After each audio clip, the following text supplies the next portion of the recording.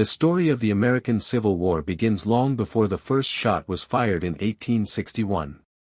Its roots are deeply buried in the nation's earliest foundations, in the tension between freedom and bondage, prosperity and exploitation, unity and division. When the United States declared independence from Britain in 1776, the Founding Fathers envisioned a republic built on liberty and equality, yet they left unresolved one of the most profound contradictions in human history, the existence of slavery in a nation that called itself free. As the young nation expanded westward, that contradiction grew sharper. The North's economy, driven by industry, trade, and small farming, increasingly moved away from slavery, while the South remained dependent on the institution for its wealth and identity. Cotton, cultivated by enslaved Africans, became the backbone of Southern prosperity, and by the early 19th century, King Cotton ruled over the Southern states, fueling not only their economy but also their social order. Through the early 1800s, a delicate political balance kept the country from tearing apart. The Missouri Compromise of 1820 allowed Missouri to enter the Union as a slave state and Maine as a free one, maintaining a fragile equilibrium in Congress. But the compromise was only a temporary patch on a growing wound.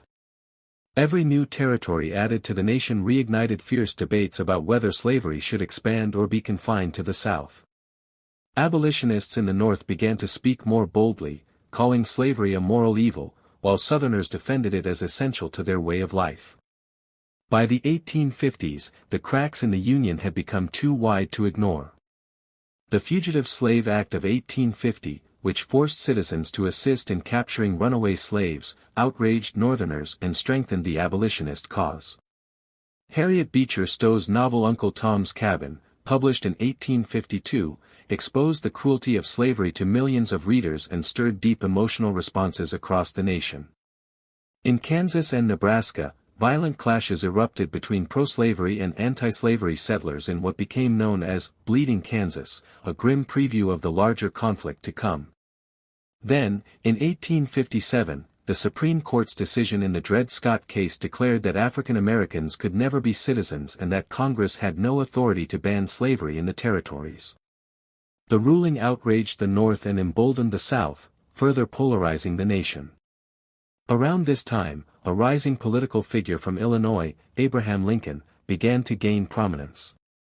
His debates with Senator Stephen Douglas in 1858 over the future of slavery captured national attention. Lincoln argued that the nation could not endure permanently half slave and half free, while Douglas insisted that each territory should decide for itself. Though Lincoln lost the Senate race, he emerged as a leading voice for the new Republican Party, which opposed the spread of slavery. The final spark came in. By the beginning of 1863, the American Civil War had already consumed the lives of hundreds of thousands, yet neither side seemed any closer to victory. The Union had the advantage in men, resources, and industrial strength, but the Confederacy remained defiant, its armies under Robert E. Lee and others continuing to deliver punishing blows. The Emancipation Proclamation, which took effect on January 1, 1863, redefined the purpose of the war, transforming it from a conflict solely for national unity into a crusade for human liberty.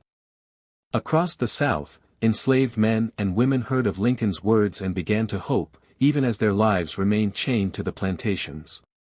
Some escaped, braving danger and death to reach Union lines, while others resisted quietly, slowing the Southern economy that depended so heavily on their labor.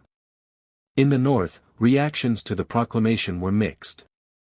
Abolitionists celebrated it as a moral triumph, but others feared it would prolong the war or flood the North with freed people seeking refuge.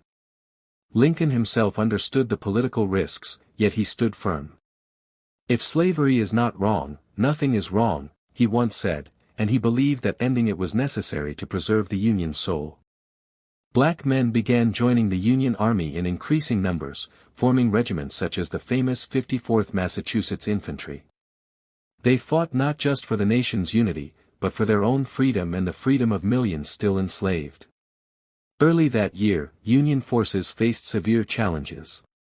In December 1862, the Union Army suffered a crushing defeat at Fredericksburg, Virginia, where Confederate troops held strong positions on the heights above the city.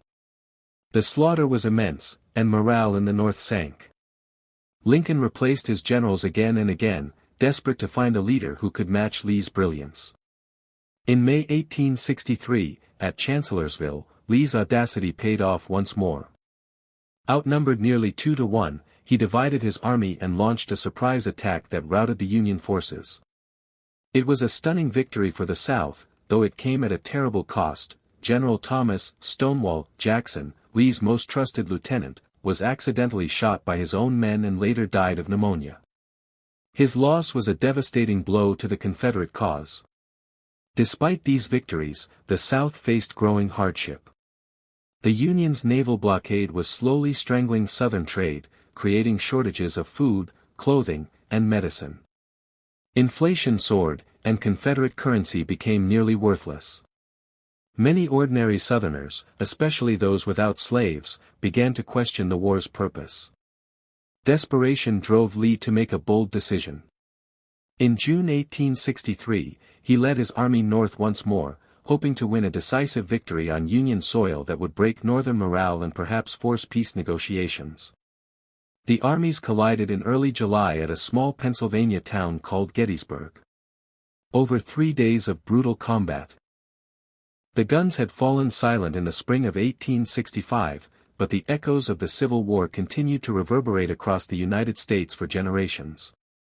The war had ended slavery, but it had also left the country shattered, its cities burned, its economy ruined, and its people divided by hatred and grief.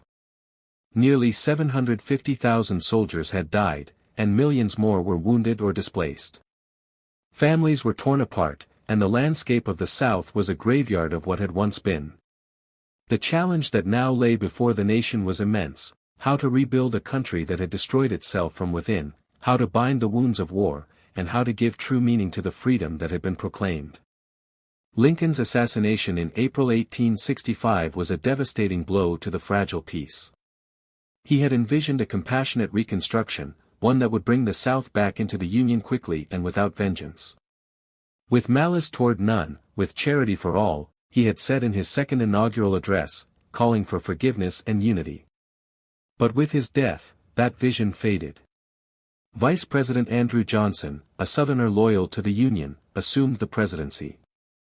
Johnson's approach to Reconstruction was lenient toward the former Confederate states, allowing them to rejoin the Union with minimal requirements. He granted broad pardons to ex-Confederates and permitted Southern states to form new governments that looked remarkably similar to those before the war. Almost immediately, white Southerners began to reassert control. They enacted black codes, laws designed to restrict the rights of the newly freed African Americans. These codes limited their ability to own property, move freely, or find work except under exploitative labor contracts. Although slavery was officially abolished, the social and economic conditions in many places remained painfully similar to bondage. Freedmen faced intimidation, violence, and poverty, while many in the North grew outraged that the victory for freedom seemed to be slipping away. In response, a new group of leaders in Congress, known as the Radical Republicans, took charge of Reconstruction policy. They believed that the South needed to be fundamentally transformed and that African Americans deserved full citizenship and civil rights.